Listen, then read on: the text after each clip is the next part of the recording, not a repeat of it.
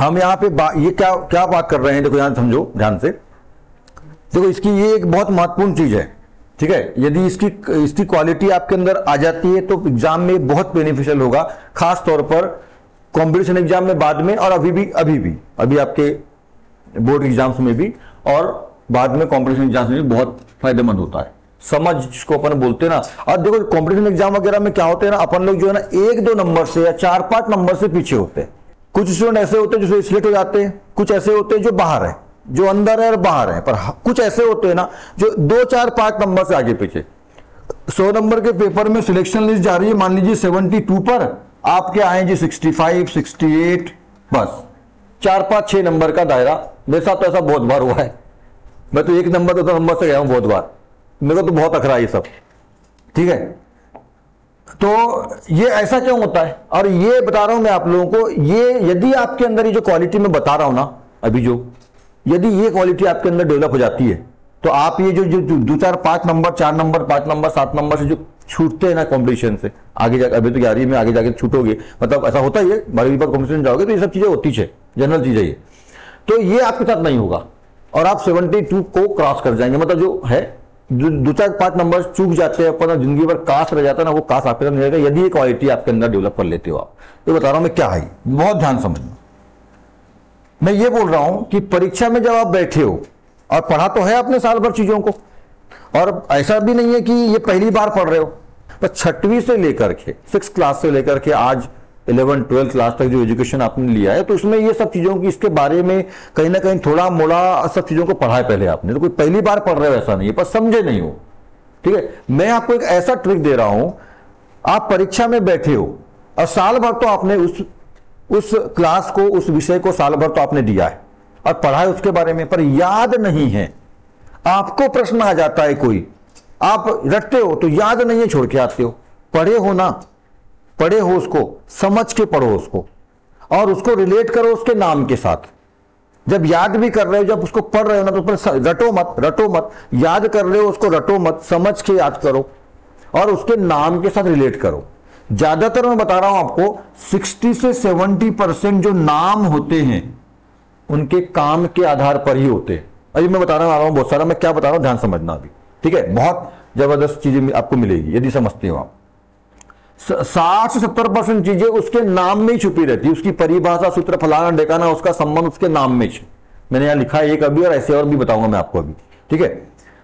यदि इस चीज को आप समझ लेते हो तो ये सुविधा आपको मिल जाती है कि आप 60-70% जो चीजें होती है ना, पेपर आपका आसानी से बन जाता है। मैं क्या बताना चाह रहा हूं कि हम चीजों को याद करके जाते हैं, कोई चीज आ गई जो याद नहीं है उसको छोड़ के आ जाते हैं, ठीक है।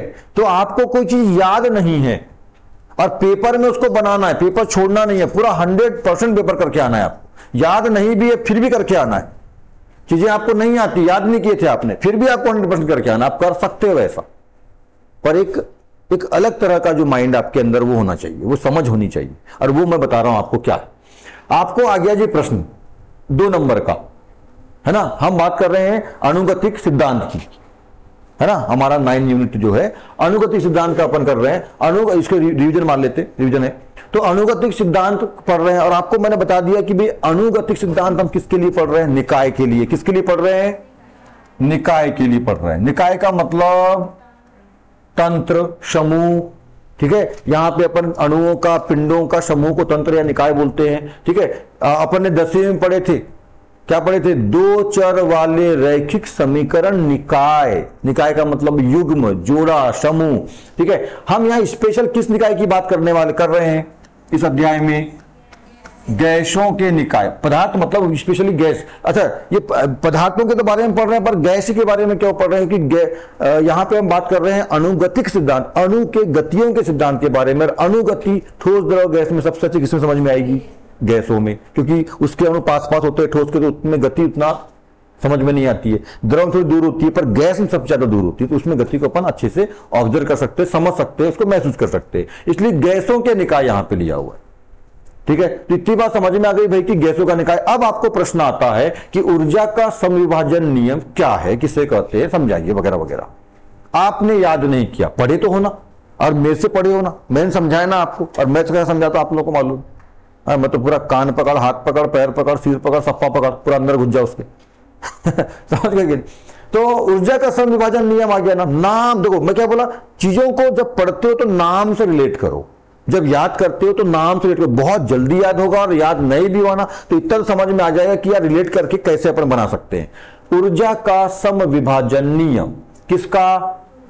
ऊर्जा, किसका? ऊर्जा का, ठीक है। और कैसा विभाजन? नाम से रिलेट करो उसको।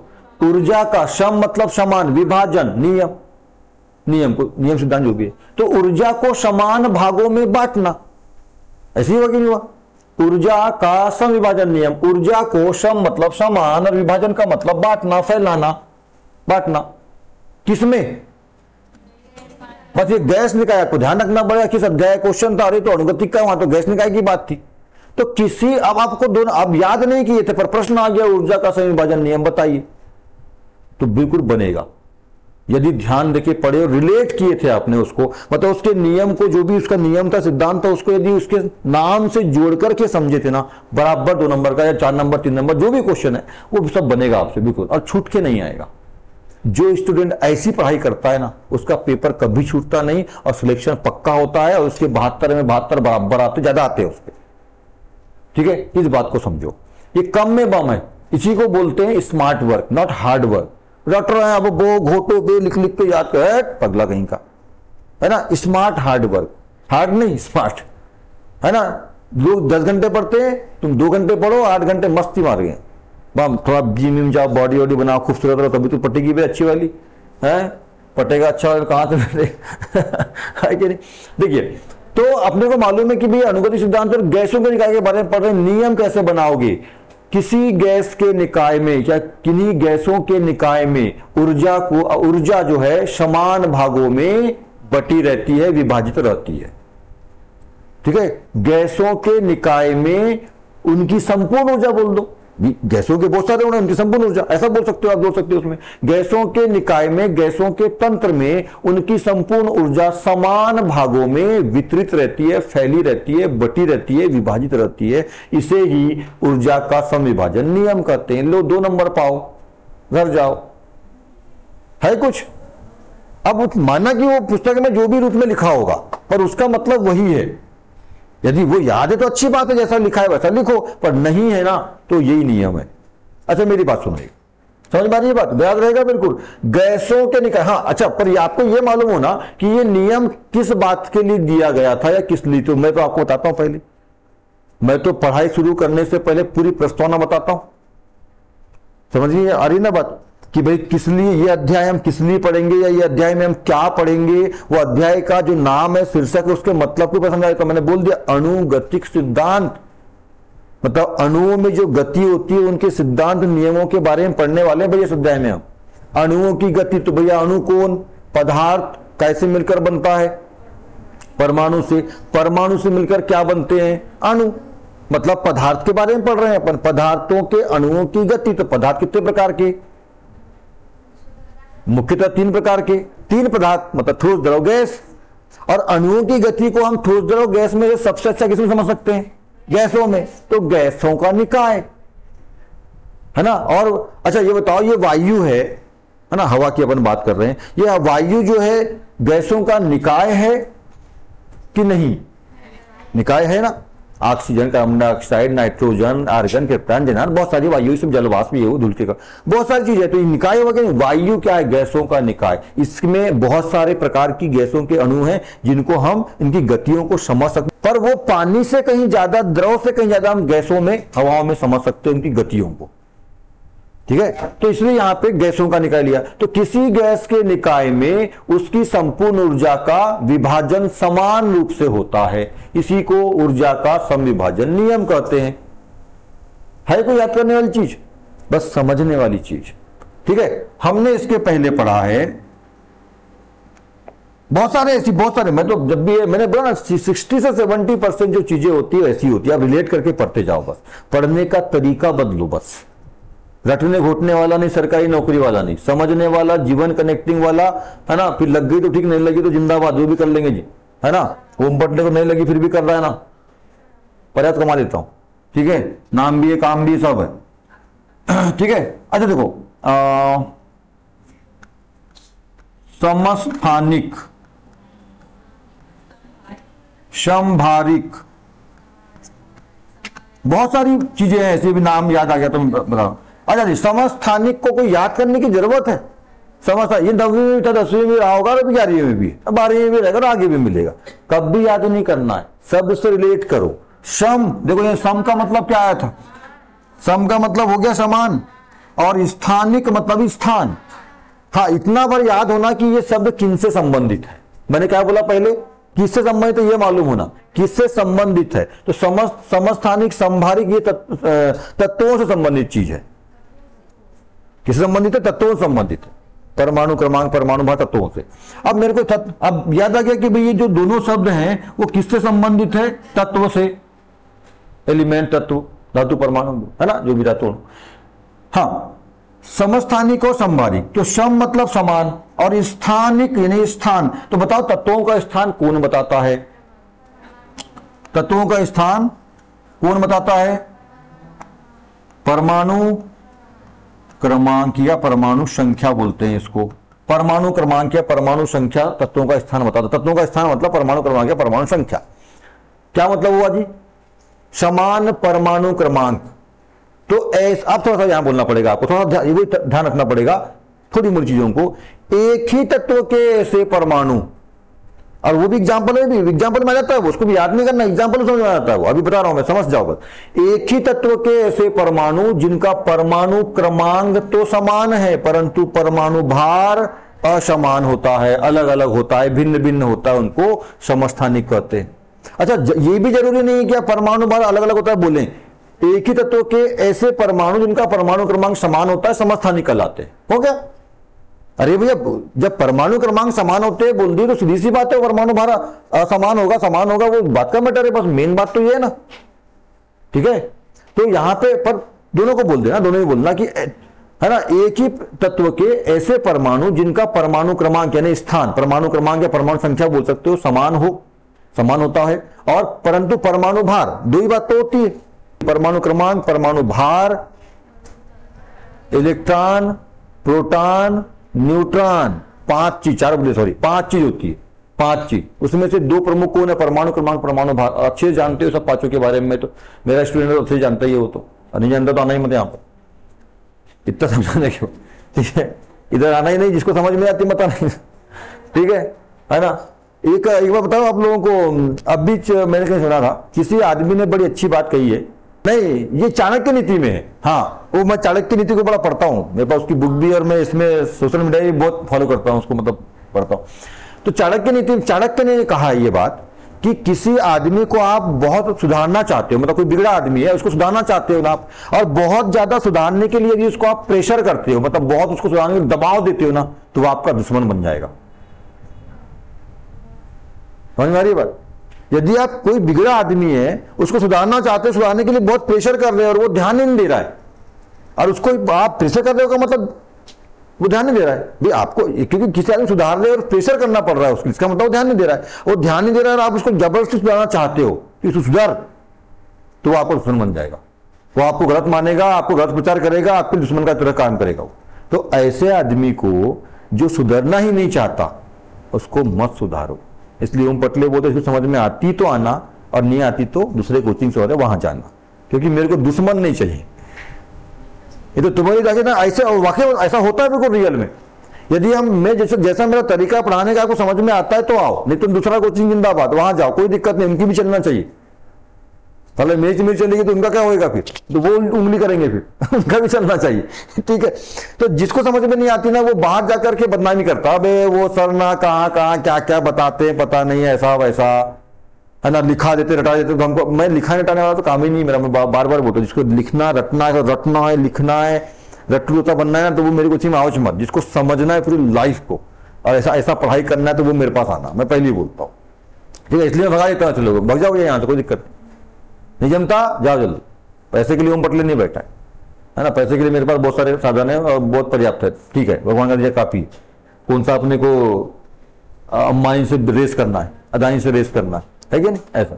हाँ देखो वापस, तो क्या बोलेंगे, हाँ क्या बोला था मैं, तो वो चाणक्य ने कहा, मेरे को याद आ गया, ध्यान रखना। तो दूसरी बात यहाँ देखो, तो क्या समझ में आ गई परिभाषा, ठीक है। क्या बोलेंगे अपन, एक तत्व के ऐसे परमाणु जिनका परमाणु क्रमांक या परमाणु संख्या समान हो परंतु परमाणु भार या परमाणु द्रव्यमान या द्रव्यमान संख्या, तीन तीन नाम है, कोई भी यूज करना, मैं इसलिए पूरे नाम बक देता हूं क्योंकि कई बार आप लोग कहीं पे कुछ लिखा रहता है, कहीं पे कुछ लिखा रहता है, आप कंफ्यूज होते हो, या करके या तो कैसे होते हैं, असमान होते हैं, भिन्न भिन्न होते हैं, अलग अलग होते हैं, उनको क्या बोलते हैं अपन, समस्थानिक बोलते हैं। एग्जाम्पल में सबसे अच्छा एग्जाम्पल इसका, जैसे बहुत सारे तत्वों के समस्थानिक होते, सबके नहीं होते, सबके नहीं होते, 118 तत्व हैं, 118 में सबके समस्थानिक होते हैं ऐसा नहीं है, कुछ कुछ के होते हैं, ठीक है। और समस्थानिक कहां रखे गए, बताओ मेरे को, हाइड्रोजन का समस्थानिक कहां रखे गए, हाँ स्थान बताओ, आवर्त सारणी में हाइड्रोजन के समस्थानिक को कहां रखा गया है, किस स्थान में रखा गया, 1 number, 2 number, 3 number, 4 number, 5 number, 6 number, 10, 20, पता कहां रखे हो, जहां हाइड्रोजन है 1 नंबर पर वहीं उसके समस्थानिक है ड्यूटेरियम और ट्राइटियम भी। समस्थानिकों को आवर्त सारणी में अलग से स्थान नहीं दिया गया है, उसका जो मूल रूप है उन्हीं वहीं पे वही स्थान है उनका, उसी घर में रहते हो, 1 नंबर वाले डब्बे में, समझ में, ठीक है। और नहीं संभारिक का अलग स्थान है, संभारिक भी वहीं रहते हैं जिनके वो है और एक बात और, संभारिक तो अलग अलग होते हैं ना, है ना, संभारिक जो है अलग अलग तत्वों के तत्व होते हैं, अलग अलग तत्वों के परमाणु होते हैं। चलो अभी इस बात में बात करेंगे, हाँ तो समझ में आया, सबके नहीं होते, कुछ कुछ के होते हैं। तो सबसे अच्छा एग्जांपल होता है हाइड्रोजन का। तो हाइड्रोजन के 3 समस्थानिक है, हाइड्रोजन जिसको प्रोटियम भी कहा जाता है ना, ड्यूटेरियम और ट्राइटियम, ठीक है। ये तीनों एक ही तत्व के 3 रूप हैं, किसके, है ना, हाइड्रोजन। उसका प्राचीन नाम था प्रोटियम, आजकल उसका नाम है हाइड्रोजन, यानी प्रोटियम ही हाइड्रोजन है, प्रोटियम को हाइड्रोजन बोलते हैं। ड्यूटेरियम और ट्राइटियम ये होता है रेडियो एक्टिव और ये सामान्य है। H2 मतलब प्रोटियम या हाइड्रोजन के साथ जल मिलकर क्या बनाता है, H2 बनाता है, सॉरी है ना, जल मिलकर बोल रहा हूं, सॉरी ऑक्सीजन मिलकर, है ना। ये प्रोटियम या हाइड्रोजन के साथ कि 2 अणु के साथ एक अणु कौन मिल जाता है ऑक्सीजन का, और क्या बनाता है, जल बनाता है। दोनों बनते हैं इसके रिएक्शन में, है ना। ये ड्यूटेरियम है, ड्यूटेरियम के 2 अणु और ऑक्सीजन का एक अणु मिलकर क्या बनाता है, भारी जल बनाता है। इसको पीने में, धोने में, नहाने में यूज नहीं करते हैं, मंदक के रूप में परमाणु भट्टियों में इसका इस्तेमाल करते हैं। ये ट्राइटियम जो होता है ना, ये रेडियो एक्टिव होता है। एक बार पूछता है कि हाइड्रोजन का कौन सा समस्थानिक रेडियो एक्टिव होता है, ठीक है, तो ड्यूटेरियम। तो देखो ये एक ही तत्व के परमाणु हो गए। समस्थानिक नाम समझ में आता। समभारिक में आओ, समभारिक मतलब समान भार, भार मतलब परमाणु भार, तत्व के लिए पढ़ रहे हैं अपन, परमाणु के लिए पढ़ रहे हैं। तो समभारिक तो क्या बोलेंगे, पर एक बात ध्यान रखना, विभिन्न तत्वों के, अलग अलग तत्वों के, विभिन्न तत्वों के ऐसे परमाणु जिनका भार, भार का मतलब परमाणु भार, भारिक से मतलब भार, जिनका परमाणु भार समान होता है परंतु परमाणु क्रमांक असमान होता है। उल्टा कर दो, यहां पे क्या बोले थे, परमाणु क्रमांक समान, परमाणु भार असमान, यहां बोल दो परमाणु भार समान, परमाणु क्रमांक असमान, असमान भिन्न अलग अलग, जैसा ही बोलना है। क्या बोलते हैं, इसको समभारिक बोलते हैं। इसमें अलग अलग तत्व होते हैं, कौन कौन होते हैं, आर्गन, पोटेशियम, कैल्शियम, ठीक है। ये है 18, ये है 19, ये है 20, पर ये है 40, ये है 40, ये है 40। अलग अलग तत्वों के परमाणु भार समान होते हैं, परमाणु क्रमांक समान होते हैं, उनको समभारिक बोलते हैं। समभारिक, समान भार, समस्थानिक, समान स्थान। बताओ जी, कुछ छोड़ के आने वाली चीज है ये? अरे कम से कम एग्जाम्पल नहीं सही तो कम से कम परिवार तो कर सकते हो, 2 नंबर तो मिल जाएगा। छोड़ के नहीं आना है ना। 4 नंबर का प्रश्न भी आ गया, एग्जाम्पल सही समझाइए। एग्जाम्पल याद नहीं रहा, परिभाषा नाम से तो बना लो कम से कम। 4 का 2 तो मिलेगा, 3 का 1.5 तो मिलेगा। छोड़ के नहीं आना है, यही नंबर कवर कराएंगे आप लोग। और बताओ ऐसे कई शब्द है। समावयवता, है ना, क्या पढ़े अपन ने, समावयवता।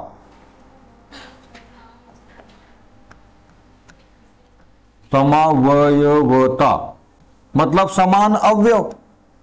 समा मतलब समान और वयवता मतलब यहां अवयव है, समान अवयव, ठीक है। तो ये किसके लिए होता है समावयवता, किसके लिए होती है, यौगिकों के लिए, चाहे वो कार्बनिक यौगिक हो या अन्य कोई और यौगिक हो, है ना। तो यौगिकों की समावयवता होती है। तो यौगिकों के जब अवयव कैसे हो, समान हो, और एक आध एग्जाम्पल उसके लिए याद रख लिया करो किसी भी। तो 2 अलग अलग यौगिक, 2 अलग अलग यौगिक पर उनके अवयव कैसे हो, समान हो। बस आपको ये ध्यान रखना है कि ये किसके लिए होता है। आपको ध्यान रखना है किसके लिए होता है, गैसों के निकाय के लिए। आपको ध्यान रखना है किसके लिए होता है, तत्वों के परमाणु के लिए, तत्वों के परमाणु के लिए। आपको याद रखना किसके लिए होता है, यौगिकों के लिए। बस ये थोड़ा सा ध्यान रखना पड़ेगा, ठीक है ना। अपने पढ़े तो किसके लिए होता है भाई, ये यौगिकों के लिए होता है, कार्बनिक यौगिकों के लिए, ले किसी भी इसके लिए, ये ध्यान रखो।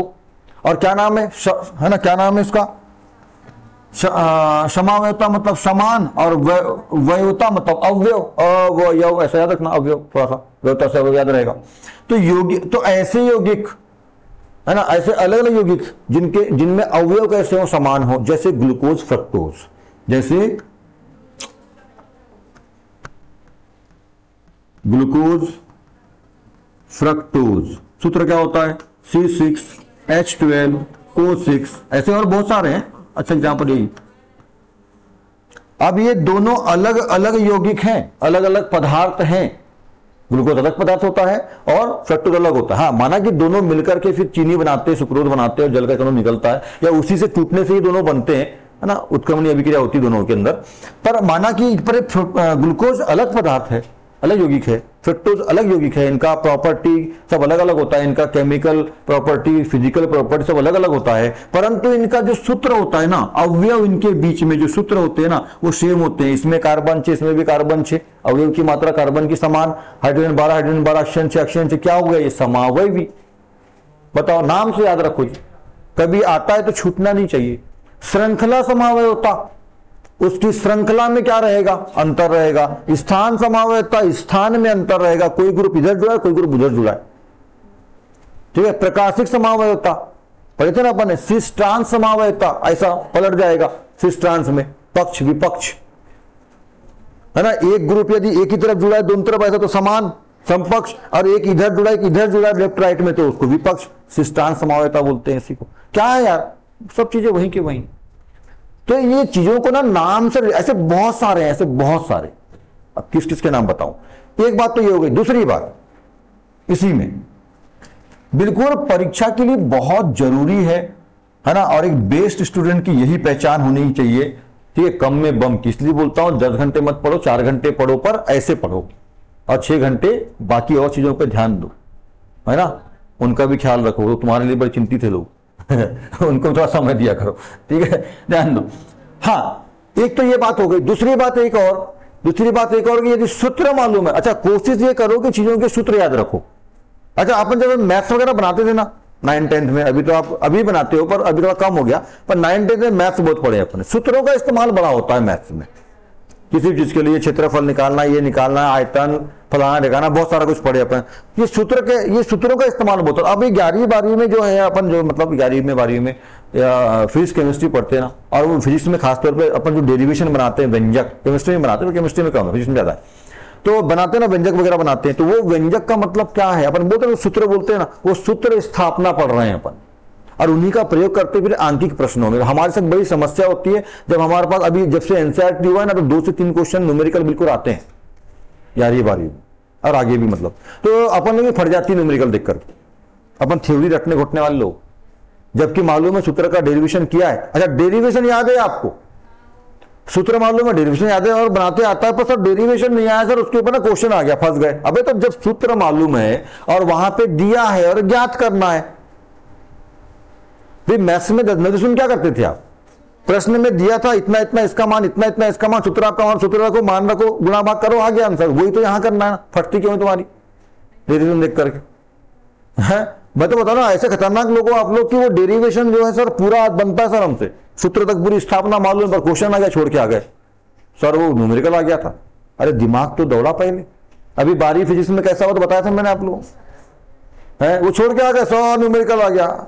अरे प्रतिरोध का न्यूमेरिकल पूछ रहा है भाई, सूत्र लगाना प्रतिरोध का, R बराबर V/I होता है, ओम का नियम याद है तेरे को ना, और मान रख ले V का मान दिया है, I का मान दिया है, मान रख ले भैया इसका 240 है, ये 220 है, और धारा एम्पियर में दी हुई है जो भी है, मान लो 50 एम्पियर की धारा थी, काट दे भाई, आंसर आ गया। नहीं करना साहब उसको, उसकी परी फट गई, दिमाग नहीं दौड़ाया उसने, क्योंकि दिमाग उसका कैसा है, विकसित नहीं है। रट घोट के जाएगा तो ऐसी छुएगा, समझ के जाएगा तो ये बन के आएगा, ठीक है। वही बात सिखा रहा हूं मैं आप लोगों को, ठीक है।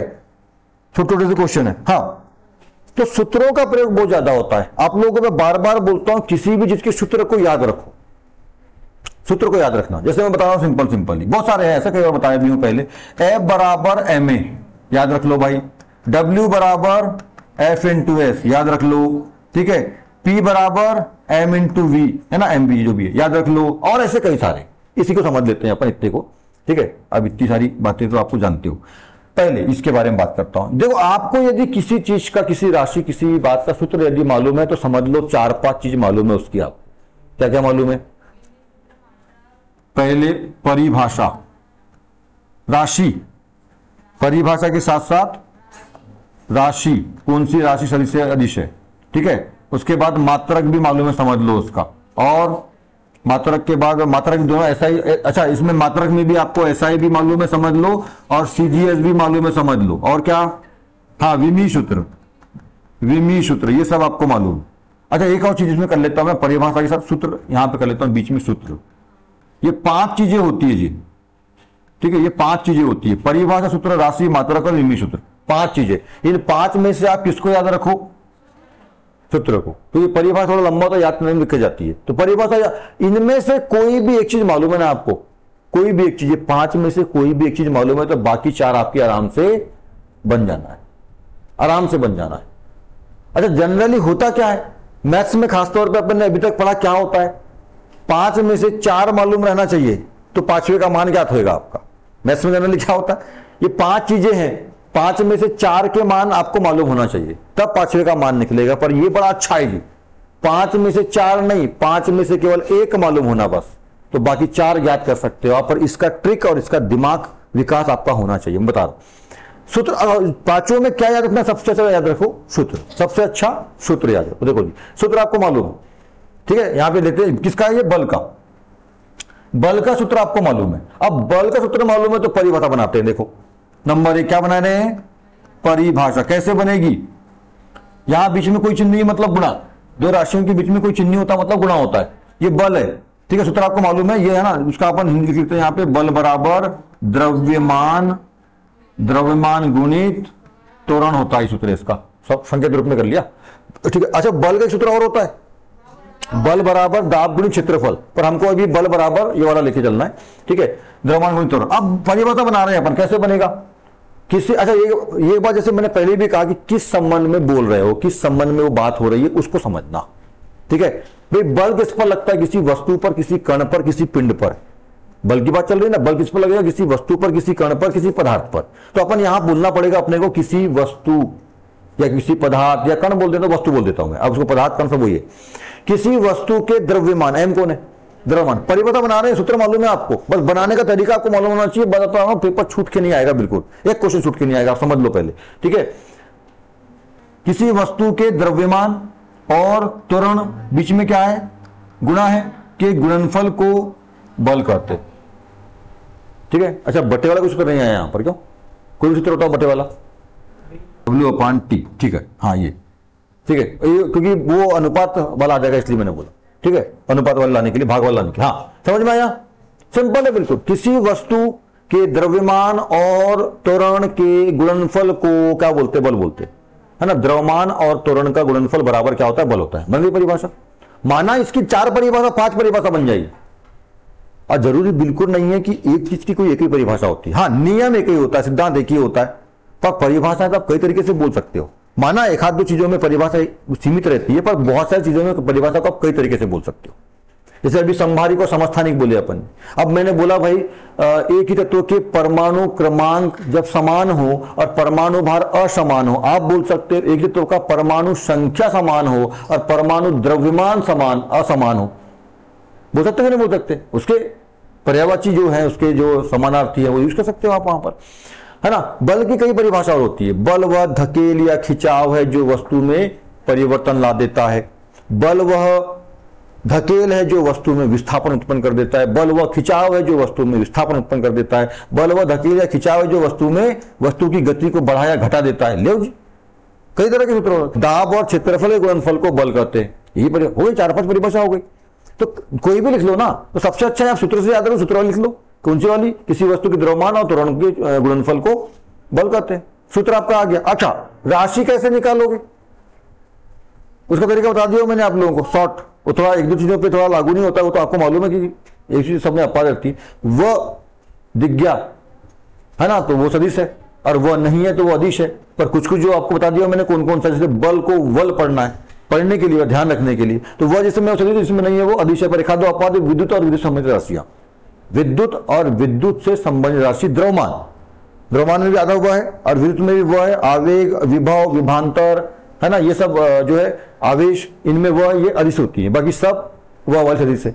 ठीक है, ऐसा। तो ये राशि कौन सी बन जाएगी भैया, आपकी दूसरा राशि भी निकल गया, कौन सी राशि है, सदिश राशि निकल गया कि भाई सदिश राशि है। अब बात कर रहे हैं अपन किसकी, मात्रक की, तीसरा मात्रक। फिर मात्रक कैसे निकलेगा सूत्र से, देखो द्रव्यमान का मात्रक क्या होता है, केजी, किलोग्राम, ठीक है, और इसका त्वरण का क्या होता है, मीटर पर सेकेंड स्क्वायर, बन गया जी, इसी को बोलते हैं न्यूटन, इसी को बोलते हैं न्यूटन।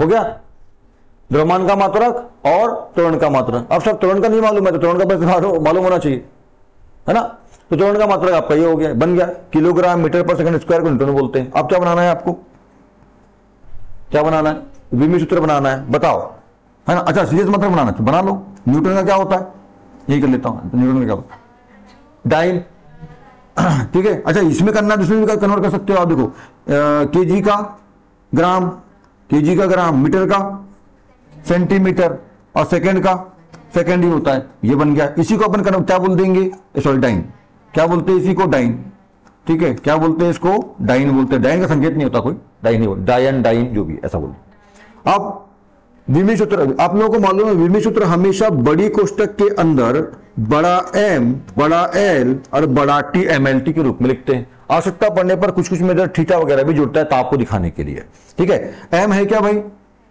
एम का मतलब द्रव्यमान, द्रव्यमान मतलब केजी मात्रक होता है, तो केजी है, कितने बार है, एक ही बार है, ठीक है। काय में, अंश में, ये ऑब्लिक का मतलब क्या, बटे है ना, तो ये जो ऑब्लिक के पहले है, इसका ये जो लिखिए इसका मतलब कैसा होता है, किलोग्राम इंटू मीटर बटे सेकेंड स्क्वायर, ऐसा मतलब है ना। ये ऑब्लिक का मतलब क्या होता है, बटे होता है ना, ठीक है, ऐसा है।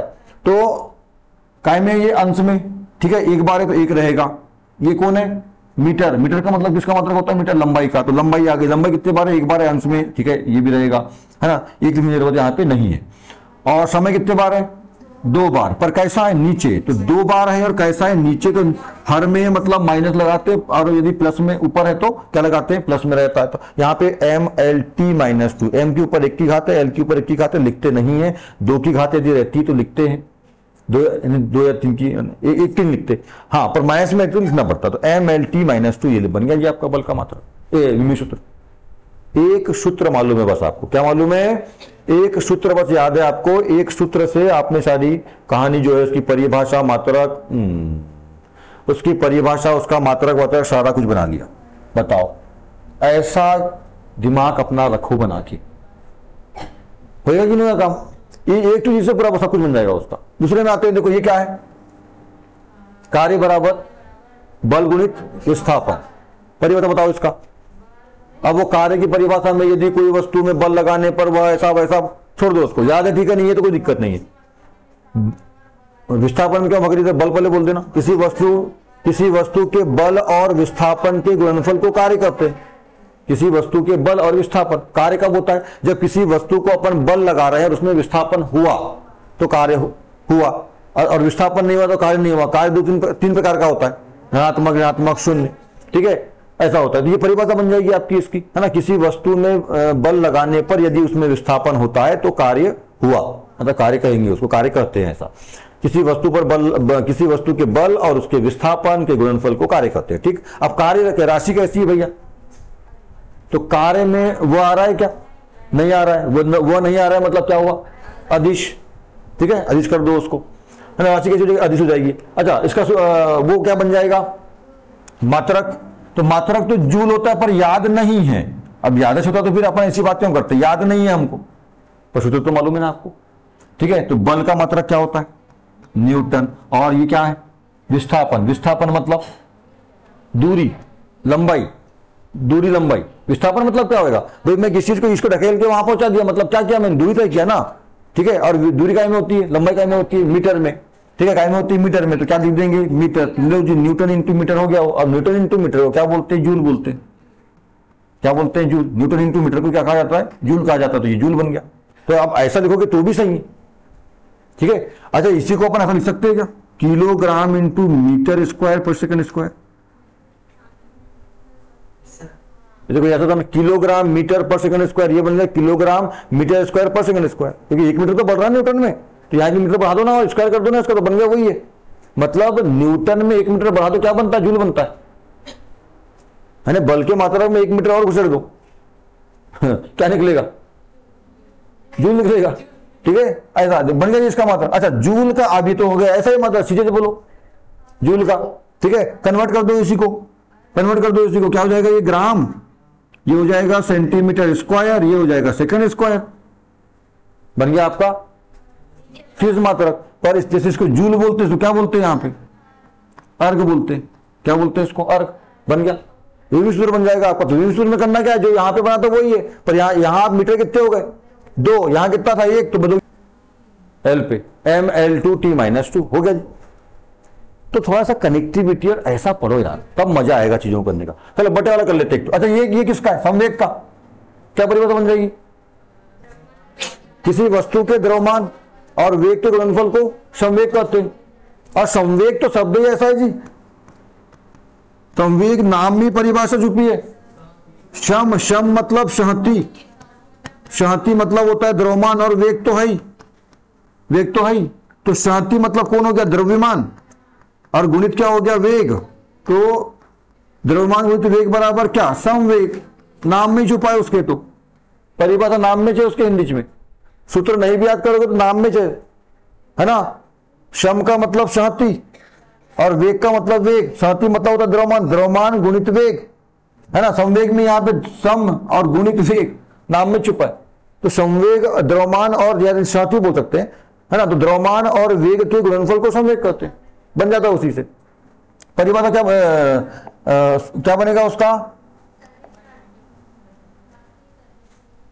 राशि कौन सी, सदिश, क्योंकि उसमें संवेग में वो है ना, संवेग में वो है, तो राशि कैसे बनेगी, सदिश बन जाएगी। और मात्रक, मात्रक M4, M मतलब मीटर, नहीं सॉरी, M मतलब द्रव्यमान, M मतलब द्रव्यमान, तो द्रव्यमान का किलोग्राम, वेग, वेग का क्या होता है, मीटर पर सेकंड स्क्वायर, नो मीटर पर सेकंड, तो किलोग्राम मीटर पर सेकंड, बस हो गया, ये रहेगा। अच्छा, संवेग के स्पेशल कोई नाम होता है क्या, तो संकेत का, जैसे वो न्यूटन होता है, जूल होता है, गाइन, अर्ग, ऐसा नहीं होता ना, तो ये बस ये रहेगा उसका, हो गया, बन गया आपका। इसको यदि कन्वर्ट करना है में सीजीएस में, तो क्या हो जाएगा, ग्राम और सेंटीमीटर सेकंड नहीं बदलता, सेकंड ही रहेगा, हो गया, बन गया, सीजीएस बन गया।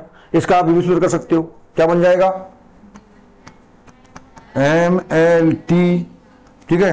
तो m है क्या, m है क्या, है एक बार, m है मतलब द्रव्यमान, किलोग्राम है एक बार, ठीक है। मीटर लंबाई है एक बार, पर समय है एक बार पर कायमी, बटे में हर में तो -1, mLT-1 हो गया। ये वाला शक्ति, ठीक है। तो ये P मतलब, यहाँ P मतलब संवेग था, और यहाँ P फॉर पावर है, शक्ति है, शक्ति बराबर कार्य बटे समय। परिभाषा क्या बोलोगे, किसी वस्तु के कार्य और समय के अनुपात को, यहां अपन क्या बोल रहे थे, गुणा गुणा, ठीक है, भाग, ये तो गुणा गुणा था इसलिए गुणा बोलते, यहां भाग है, और भाग को बोलते हैं अनुपात, बटे में रहे तो भाग, और भाग का मतलब क्या बोलना पड़ता है, अनुपात बोलना पड़ता है। किसी वस्तु के, ये W कौन है, कार्य है, W कौन है, कार्य, और ये नीचे कौन है, समय, कार्य बटे समय बराबर शक्ति होता है ना। तो किसी भी वस्तु की शक्ति, किसी भी यंत्र, शक्ति वैसे वस्तु की भी हो सकती है, पर इसमें यंत्र की होती है, किसी भी यंत्र की, मशीन की, तो वस्तु बोलो कोई भी चलेगा, वस्तु बोल दिया तो वो आ जाएगा, ठीक है। किसी वस्तु के कार्य और समय के अनुपात को, बटे में तो क्या बोलोगे, अनुपात, किसी वस्तु के कार्य या किसी मशीन यंत्र के कार्य और समय के अनुपात को शक्ति बोलते हैं। मात्रक बना लो, कार्य का मात्रक क्या होता है जी, कार्य का क्या बनाए थे अपने ऊपर पड़े, देखो जूल, और बटे समय, तो जूल प्रति सेकेंड, बन गया मात्रक। स्पेशल क्या बोलते हैं, नाम इसका बताओ, क्या बोलते हैं, वाट। संकेत क्या है इसका, W वाला वाट नहीं है, क्या वाला, हाँ ये वाला वाट है, जेम्स वाट का वाट है ये, ठीक है। तो वाट बन गया इसका। अच्छा, इसको कन्वर्ट करना है तो वाट का, कोई वाट का सीजीएस कन्वर्ट करना है तो कोई नाम है? जैसे जूल का अर्ग होता है, डाइन होता है, न्यूटन, ऐसा नहीं होता। इसका वाट है, हाँ इसका सीजीएस हो सकता है पर उसके स्पेशल नाम नहीं है। ठीक है, तो देखो यदि आप ये ऐसा सूत्र याद रखोगे ना, बताओ तो कितनी सारी चीजें आप कर सकते हो। ठीक है, नाम से चीजों को कनेक्ट करोगे ना ऐसे, तो ये सब बना सकते हो। ये वाली क्षमता अपने अंदर रखो। यदि ऐसा आप करोगे ना तो कोई भी क्वेश्चन एग्जाम में छूट के आ ही नहीं सकता, चाहे वो न्यूमेरिकल हो चाहे वो थ्योरी वाला हो। ठीक है, ये क्वालिटी आप अपने अंदर बिल्कुल डेवलप कर लो आप। और मैं हमेशा प्रयास करता हूं कराने का, पर आप उसके ऊपर कितना मेहनत करते हो और कितना समझ पा रहे हो। क्योंकि मेरे कितना ही मेहनत कर लूं मैं, आप लोग मेहनत नहीं करोगे ना तो मेरे मेहनत का कोई मतलब नहीं रहने वाला। क्योंकि सब कुछ जो भी करना है ना एग्जाम में बैठ के, वो आप लोगों को करना है। मेरा जीवन जो बनना था वो बन गया, तुमको बनाना है।